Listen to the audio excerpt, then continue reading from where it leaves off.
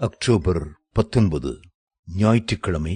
Elisha நிம்சியின் குமாரனாகிய ஏகுவை இஸ்ரவேலின் மேல் ராஜாவாக அபிஷேகம் பண்ணி, ஆபேல் மெகோலா ஊரானான சாப்பாத்தின் குமாரனாகிய எலிசாவை உன் ஸ்தானத்திலே தீர்க்கதரிசியாக அபிஷேகம் பண்ணு. 1 ராஜாக்கள் 19:16.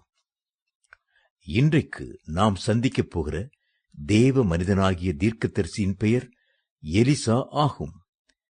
எலியா இவரை தன்னுடைய தீர்க்க தரிசன ஊழியத்திற்காக அபிஷேகம் பண்ணும் போது 12 ஏர்களை பூட்டி நிலத்தை உழுது கொண்டிருந்தார். 12 என்ற எண் விசேஷமானது. யாக்கோபின் 12 குமாரரும் இஸ்ரவேல் புத்திரர் என்று அழைக்கப்பட்டார்கள்.